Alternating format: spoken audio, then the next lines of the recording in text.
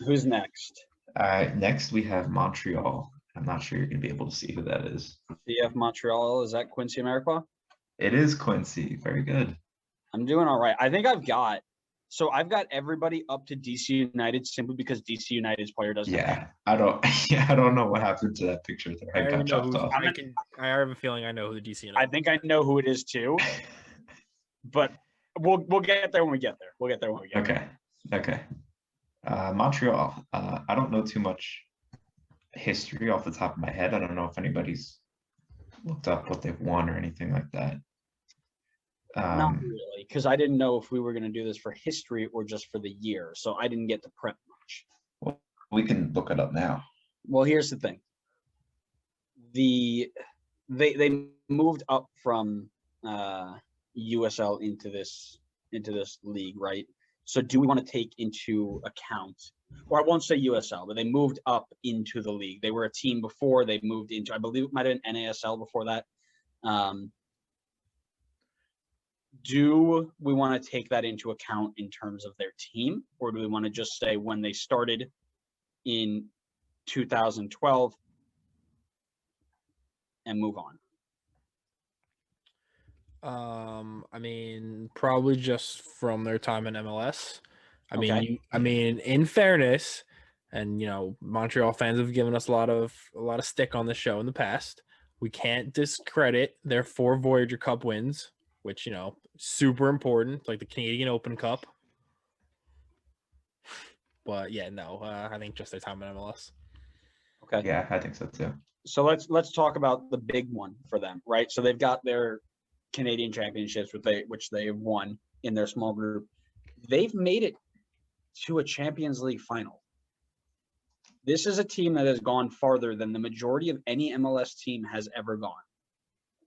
2014-15, beat Red Bull, beat a team from El Salvador, moved on against Pachuca, beat Alajuelense, who Atlanta are playing right now, and then lost to Club America. They lost 5-3 on aggregate. They gave them a hell of a fight. That's definitely something that needs to be kept in mind here when making this decision. Oh, man, it's not easy, but right now my head's thinking somewhere between like a high C, low B. Oh, okay. So hold up. I think that's pushing it a little bit. Okay, what were you thinking? I was thinking low C, high D. Okay. I was saying we can't just throw them an F because they're Montreal. No, I wasn't even thinking F at all. I mean, I know Adam was, so I need to jump in before he got there. I was not. I'm thinking of all the players who, big name guys that have played for Montreal. Granted, they don't necessarily have the silverware, but they still have a reasonably attractive club for these guys go there for a reason. So you think of like their Piattis, their Drogbas, their Marco De Villos, their Domaduros, like Victor Wanyama. Yeah. Like so here's what I'm gonna say about that. They bring these players in, and I get that. That's really cool. You look at teams like Red Bull who are sending players to Red Bull. You look at teams like FC Dallas who are sending players to Bayern, which is their affiliate, right?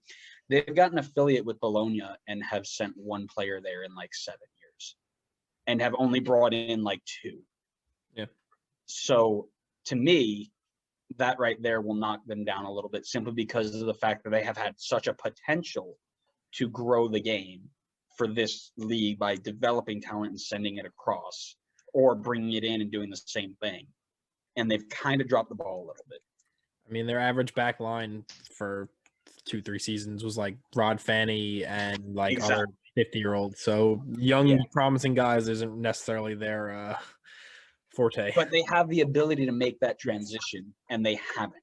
Now, again, it's to me not like I said, that's not the biggest thing in the world.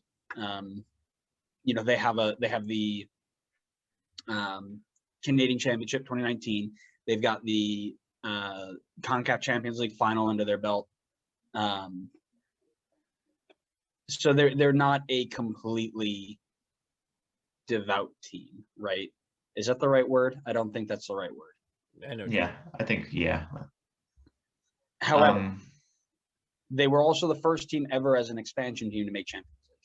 Granted, they did it through the 2013 Canadian Championship, which they won. I am going to push to have them at a C. But if we were able to cut C in half and do like high C, low C, they'd be low C for me. Because I think that Champions League pushes them into that category.